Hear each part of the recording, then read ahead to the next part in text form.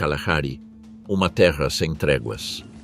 Um vasto ecossistema no sul da África, onde o horizonte se esbate sob um céu imenso e o ar quente distorce a silhueta das árvores distantes. Cada criatura que habita estas areias é o resultado de milhões de anos de evolução, obrigada a adaptar-se ou desaparecer. Este imenso deserto não concede segundas oportunidades. A sobrevivência aqui não depende da sorte, mas de pura técnica e estratégia. São os mais resistentes, os mais bem adaptados e aqueles que aperfeiçoaram o instinto que conseguem contornar os perigos do dia a dia. Antílopes e gazelas confiam em patas traseiras poderosas, chifres longos e afiados e manobras precisas para esgotar os caçadores que os espreitam sem descanso. É um jogo de resistência em que falhar significa morrer. Nestas terras, as ameaças nem sempre têm forma de leão ou guepardo. Às vezes, um passo em falso na areia solta denuncia uma posição. Um arbusto espinhoso pode enredar as patas de uma presa em fuga, e um simples descuido diante de uma toca transforma-se numa emboscada letal. Bem-vindos ao deserto do Kalahari. A vida neste deserto é um perigo permanente. As zebras saem em manada para aventurar-se pelas planícies à procura de alimento. Não estão sós. Um grupo de leões observa silenciosamente a presa, grande e difícil de dominar. Por isso, os leões urdem uma estratégia. De repente, o silêncio estilhaça-se. Os leões irrompem da erva seca e as zebras explodem numa debandada, dominadas pelo pavor, correndo sem rumo numa frenética tentativa de fuga. Um dos leões alcança uma zebra e os demais atiram-se sobre a vítima para enfraquecê-la e fazê-la parar de lutar. Concluída a captura, todos se precipitam, disputando o melhor pedaço da presa que ainda sofre. Pouco preocupados com o tormento do animal, rosnem entre si por cada bocada. Até os mais jovens são alvo desses rosnados, porque depois da caçada comem sempre por último. Este é um dos cenários mais comuns no deserto do Kalahari, onde as regras da caça são cruéis e diretas, e a luta pela sobrevivência é tão impiedosa quanto o clima. Os leões do Kalahari estão perfeitamente adaptados às condições extremas do ambiente. O pelo, longe de ser espesso e denso, é mais leve que o dos leões de regiões mais frias. Isso permite suportar o calor abrasador do dia, mas deixa a pele exposta a constantes arranhões e cicatrizes nas lutas territoriais. Essas características físicas definem não só a aparência, mas também o modo de caçar e sobreviver. Apesar da agilidade, seus corpos musculosos foram feitos para emboscadas, não para perseguições longas, o que os torna caçadores mais estratégicos que velocistas. Mas nem tudo depende da caça. Dentro da alcateia, tensões fazem parte da vida social diária. A hierarquia é clara e frequentemente conflituosa. Os leões mais velhos, machos dominantes, impõem a sua vontade não só na caça, mas na proteção do território. Os jovens, apesar da força, têm de conquistar o seu lugar, enfrentando os mais experientes pelo direito de caçar, pela intimidade do grupo e pela segurança da alcateia. Esses confrontos são constantes, mas necessários. Transmitem experiência à geração seguinte e fortalecem o clã diante das dificuldades. A competição brota não apenas dos próprios membros, mas também dos predadores rivais à espreita. Os leões, embora temidos, partilham o território com outros felinos, como os leopardos, e com hienas sempre prontas a roubar o que não conseguem caçar. Esse jogo permanente de poder e sobrevivência exige vigilância contínua, onde a hierarquia interna pode mudar num sopro. A caça noturna é uma das estratégias mais importantes. Com temperaturas mais baixas, seus corpos funcionam melhor e a visão noturna aguçada facilita rastrear as presas na escuridão. Esse comportamento noturno é não só adaptação às condições do Kalahari, mas também estratégia para evitar outros predadores e competidores que costumam caçar nas horas mais quentes. Sendo exímios caçadores em grupo, Os leões organizam-se melhor à noite para uma caçada coletiva bem-sucedida, transformando a escuridão em aliada. A capacidade de ajustar-se ao ciclo térmico do deserto e a preferência pela caça noturna fazem dos leões do Kalahari caçadores mais bem equipados do que muitas outras populações que lidam com ambientes mais amenos. No deserto do Kalahari, a água é rara, um luxo, não uma certeza. As chuvas são irregulares e os leões devem conviver com a escassez de fontes naturais. Essa luta por hidratação integra a estratégia de sobrevivência de predadores que aprenderam a ter a sede como companheira constante. Num ambiente onde a água é difícil de encontrar, os leões contam não só com resistência, mas também com astúcia. A falta de recursos hídricos obriga-os a ir além da caça. Embora o objetivo principal continue sendo a carne, a necessidade de hidratar-se ganha igual importância. O sangue, subproduto inevitável de cada abate, oferece pequena fonte de água.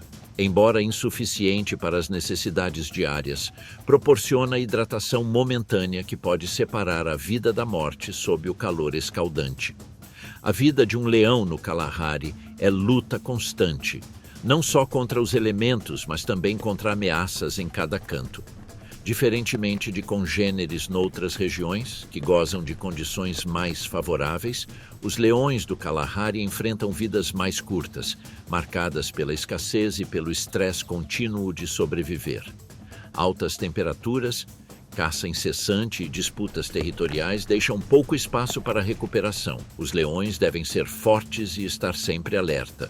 Nas vastas savanas, onde o vento acaricia a relva e o sol reina no céu, os guepardos exibem uma arte mais sutil que a força bruta, a velocidade e a astúcia.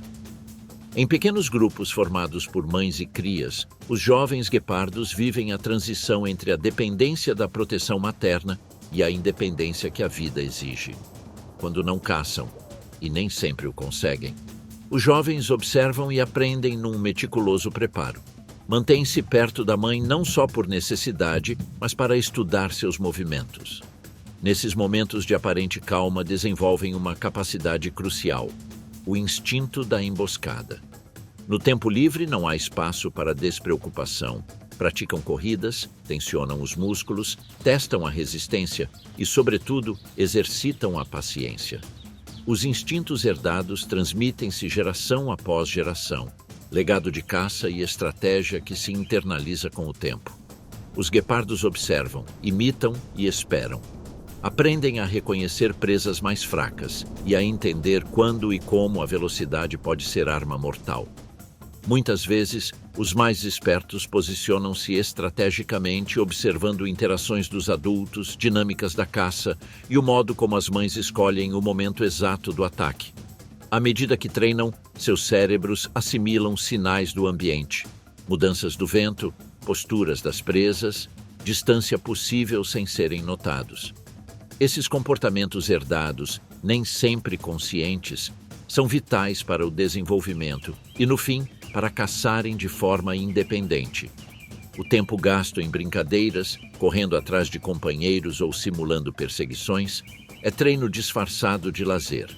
Pois, como no caminho de qualquer aspirante, o verdadeiro poder não se mostra no ato, mas na capacidade de esperar, observar e aproveitar o instante certo. Assim, esses jovens, ainda sem a destreza dos adultos, sabem que o futuro dependerá de como gerirem o tempo e as habilidades. O território não pertence apenas aos grandes felinos do Kalahari. Nesse ambiente, há um competidor que, apesar do porte modesto, desafia grandes predadores de igual para igual, o texugo do mel, cujas ações audazes fazem dele um rival inesperado dos gigantes do deserto.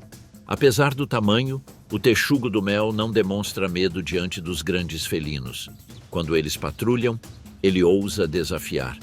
Mesmo leões, temidos por tantos, recuam ante a audácia do pequeno rival. Com feroz instinto de defesa e tenacidade quase sobre-humana, enfrenta os leões com a mesma determinação que lhe permite sobreviver num ambiente hostil. Sua agressividade e coragem, chaves da sobrevivência, forjam-se num local onde o perigo é constante. O Kalahari é impiedoso e cada dia pode ser o último. Por isso, o texugo desenvolveu defesa feroz e incrível resistência às ameaças. Além desses desafios, a vida do texugo do mel segue longe da ameaça constante dos leões. Sua luta diária é mais complexa que um mero confronto. A rotina é marcada por busca incessante de alimento, sempre alerta, mas sem permitir que a presença dos grandes felinos controle seus movimentos. Embora não se limite a um único tipo de comida, o mel é um dos objetivos preferidos. Com o olfato aguçado, aproxima-se dos favos, onde enfrenta nova batalha. O zumbido crescente anuncia resistência. Dezenas de abelhas defendem o território com ferocidade, mas o texugo não recua.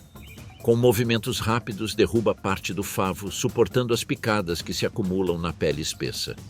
Essa é a habilidade criada para enfrentar predadores. O pelo funciona como colete contra os dolorosos ferrões. Enquanto o dia avança, o texugo percorre a paisagem árida, movendo-se rapidamente de um ponto a outro. A caça é a principal preocupação, e o olfato refinado permite localizar presas com notável precisão. A evolução, marcada pela necessidade de proteger-se de grandes predadores e encontrar alimento num terreno árido e competitivo, fez dele um animal audaz, capaz de defender território com força de um predador superior. O texugo do mel não enfrenta apenas os desafios do ambiente, mas vigia o território sem se intimidar com animais maiores. A atitude desafiadora estende-se a qualquer ser que tente invadir seu domínio. Sua resistência destaca-se num lugar cheio de ameaças. Quando cai a noite e o Kalahari se torna ainda mais implacável, o texugo regressa à toca subterrânea que escavou. Nesse refúgio seguro, distante dos perigos externos, descansa e recupera-se para mais um dia de luta incansável. Nos raros períodos em que o rio sobe e as chuvas quebram a secura da paisagem, a vida transforma-se com rapidez quase violenta. O ar enche-se de novos aromas. As pradarias tingem-se de verde e as pegadas na terra úmida multiplicam-se.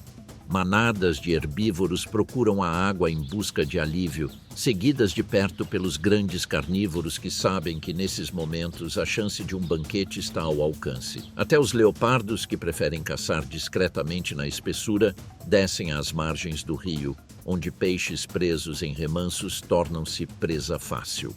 No Kalahari, qualquer mudança, por menor que seja, basta para alterar a ordem natural e redefinir as regras da sobrevivência. Embora os leopardos do Kalahari evitem contato com outros predadores, nesses dias de fartura, aventuram-se além das rotas habituais. A densidade de presas obriga a partilhar territórios, cruzando-se com leões, hienas e chacais, numa convivência tensa em que cada passo é medido. Felinos solitários aproveitam o crepúsculo para espreitar, quando as sombras se alongam e o calor cede. O clima no Kalahari é tormento para a maioria das espécies. Num instante, os breves dias de chuva acabam e o ecossistema recupera a dureza habitual. Um leopardo, vagando em busca de alimento, afasta-se demasiado do próprio território.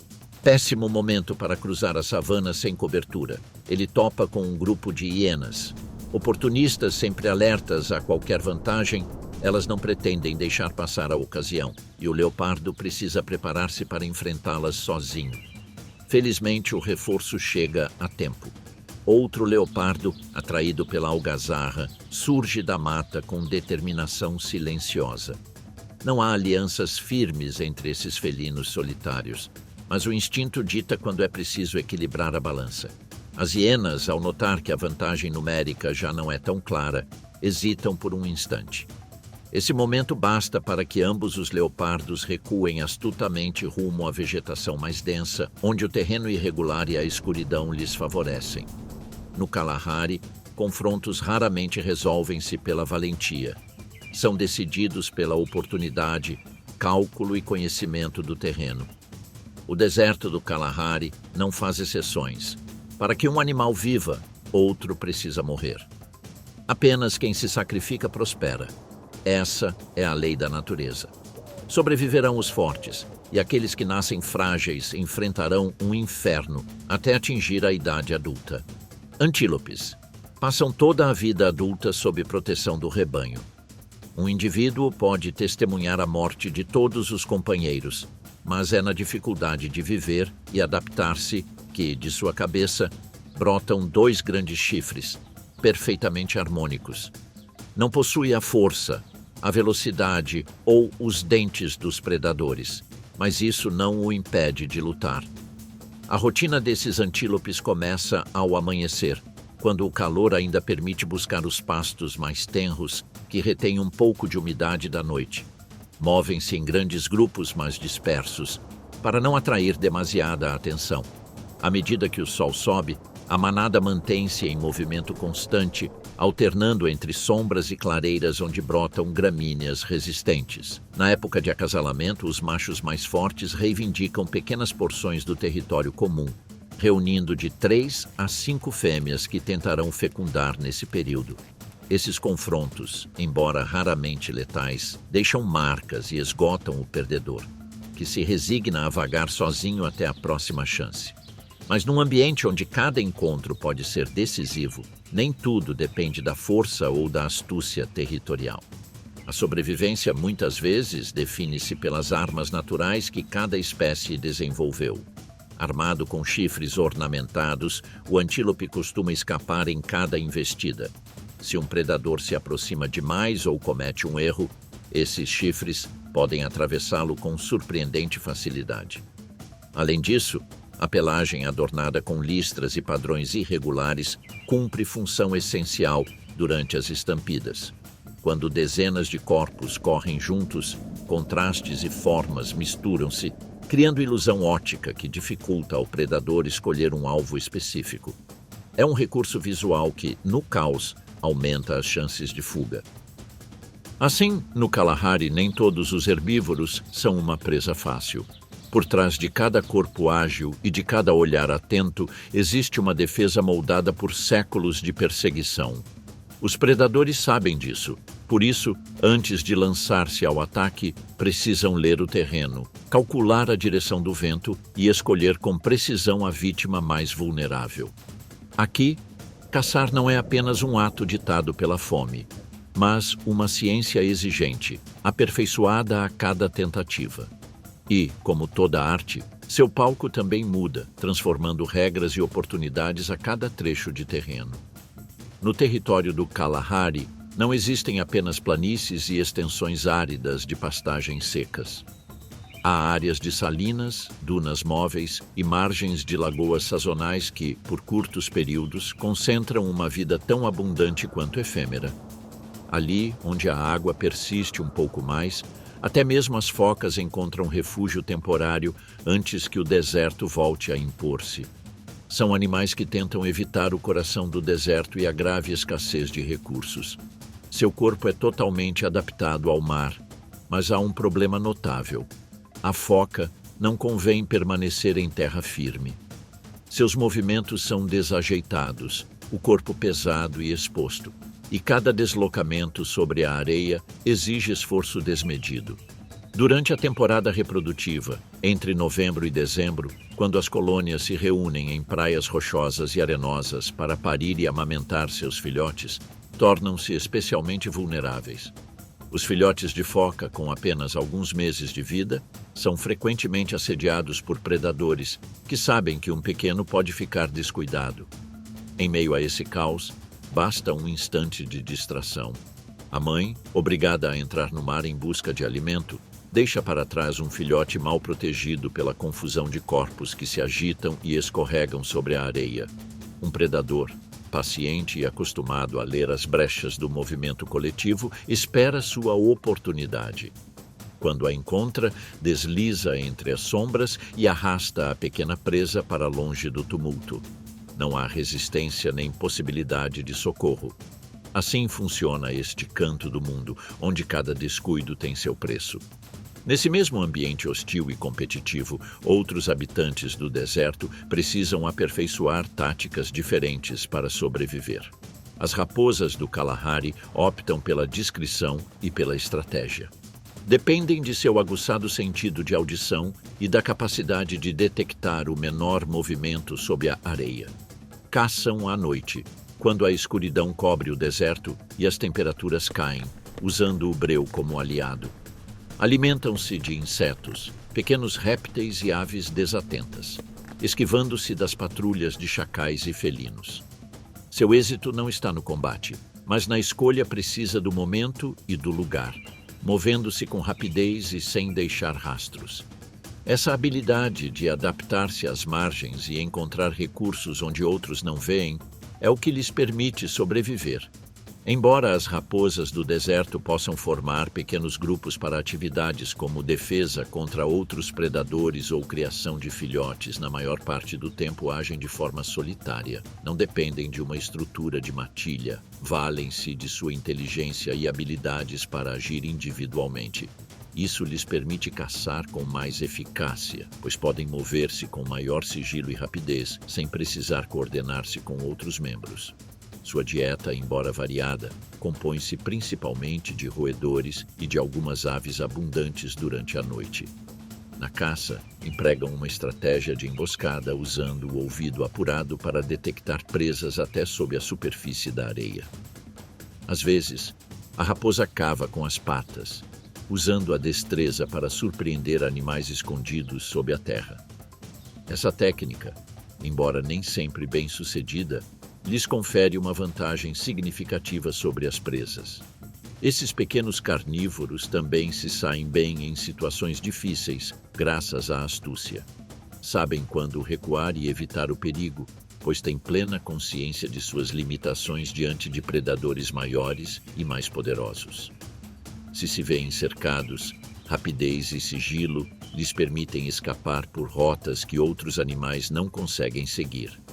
Entretanto, a habilidade de camuflar-se no ambiente e passar despercebidos dá-lhes a capacidade de escapar a ataques até o último instante, garantindo a sobrevivência em um cenário onde cada decisão pode significar a diferença entre a vida e a morte. Em um território onde até as raposas precisam mover-se com cautela, espreitam caçadores ainda mais discretos e pacientes. Predadores invisíveis do Kalahari que não precisam correr para pegar suas vítimas. Esperam no solo, em silêncio, aguardando o erro de quem caminha sem olhar ao redor. A serpente do Kalahari possui um dos venenos mais potentes do planeta. Uma única dose poderia matar facilmente um tigre adulto. E neste deserto, basta um instante de descuido para que um corpo fique imóvel na areia, sem que ninguém o reclame. Tal como a raposa, esse réptil tem inteligência suficiente para traçar uma estratégia de caça. Reconhece a localização da presa seguindo os rastros que ela deixa. Graças ao olfato apurado e à língua bífida, capta partículas no ar e sobre a areia, processando-as com precisão em um órgão especializado, o que lhe permite localizar a presa com exatidão, mesmo quando ela se mantém oculta. Uma vez detectado o rastro, a serpente desliza lentamente. Não precisa apressar-se. Pode ficar imóvel por horas, até chegar o momento de agir. Detém-se a poucos centímetros da entrada de uma toca usada com frequência por um roedor. Ali, entre a areia quente e as raízes secas, permanece imóvel. Seu corpo confunde-se com o ambiente e apenas os olhos fixos e a língua que surge intermitentemente a denunciam. Quando o roedor aparece, confiante no sossego da paisagem, a emboscada desencadeia-se em fração de segundo. A serpente projeta-se à frente com velocidade incrível, injetando veneno antes que a presa compreenda o perigo. A mordida é precisa e letal. O pequeno animal sucumbe à neurotoxina que age rapidamente sobre o sistema nervoso. Não há perseguição nem luta, apenas um erro de cálculo da presa. O apetite da serpente do Kalahari é voraz e precisa ser saciado com frequência.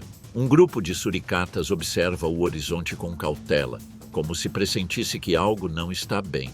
Essas criaturas, sempre vigilantes, sabem que a ameaça espreita em cada canto do deserto.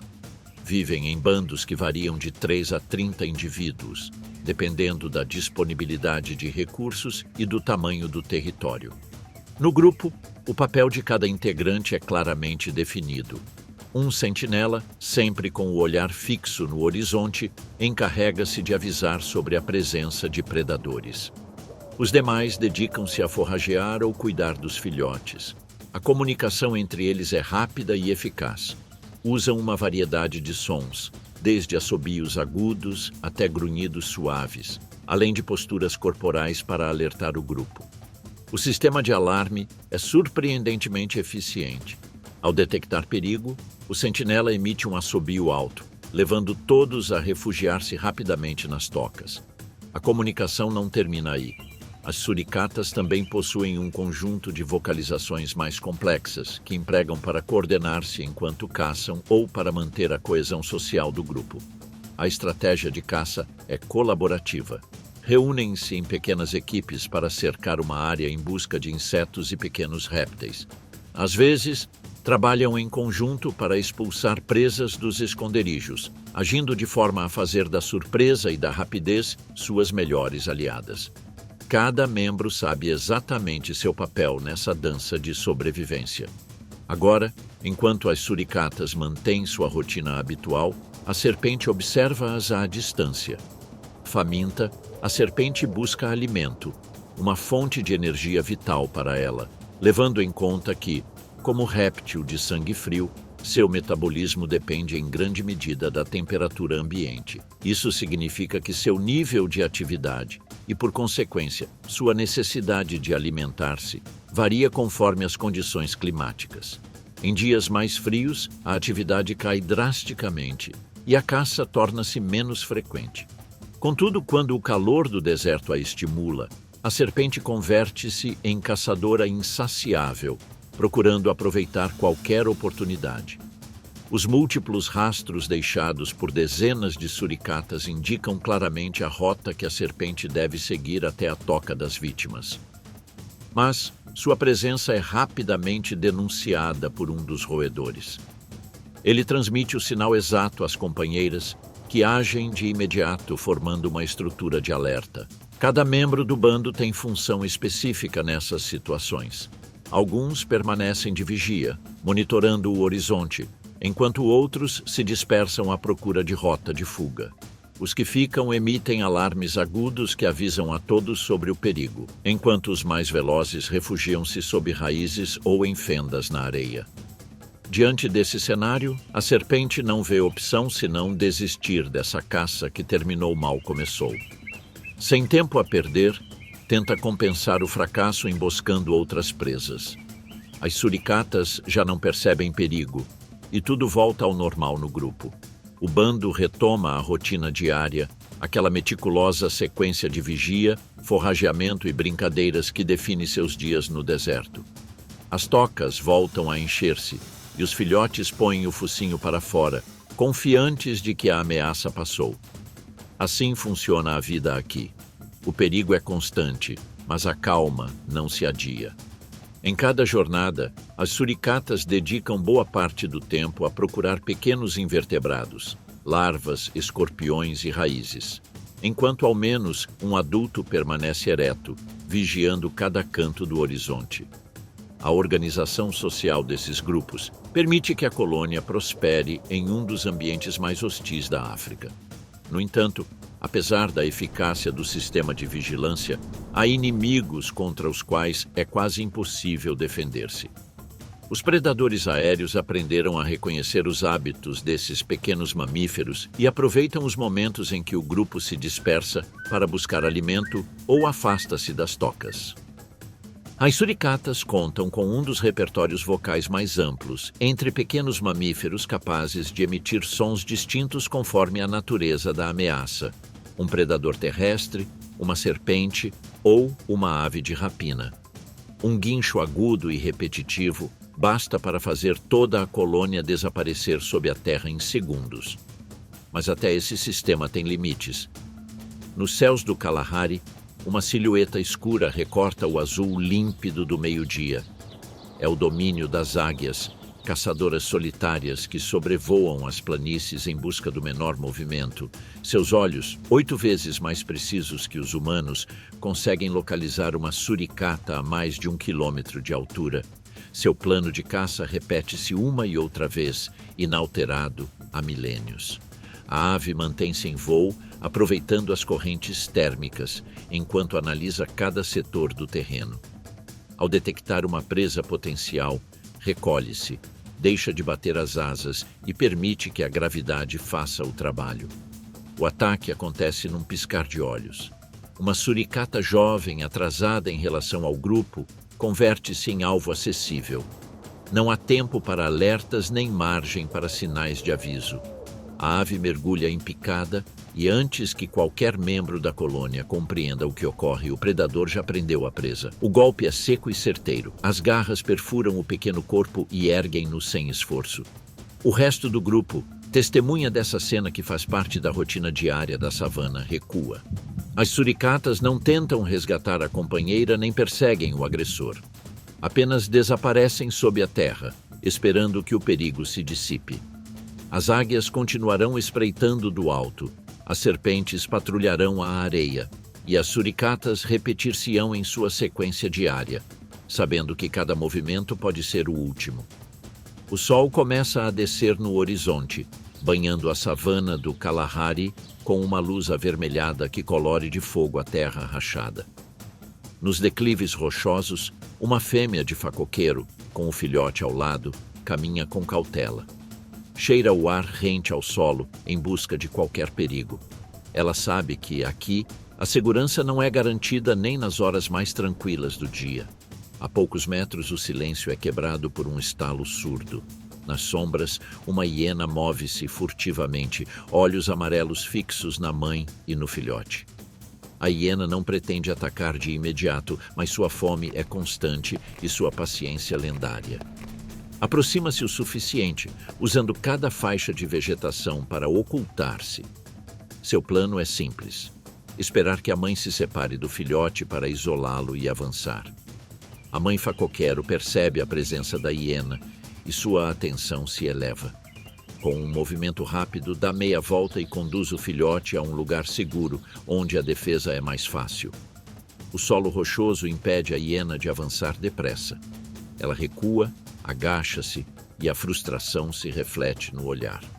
Por ora, a caça foi cancelada. A hiena espera na escuridão. A estratégia falhou hoje, mas ela não esquecerá a lição. No Kalahari, cada movimento, cada tentativa é uma lição de sobrevivência. Assim, a jornada se encerra para algumas espécies. O deserto não oferece misericórdia nem recompensas. Neste cenário de calor, vento e areia, a terra arde sob um sol implacável, cujas temperaturas ultrapassam facilmente 40 graus Celsius. Esse calor extremo transforma a região num vasto forno onde o ar quente distorce a linha do horizonte e tudo parece fundir-se numa maré de desolação. Para além da aparência desértica, o Kalahari guarda outro rosto. Uma terra que alterna entre breve abundância e privação interminável. As secas não são exceção, mas regra.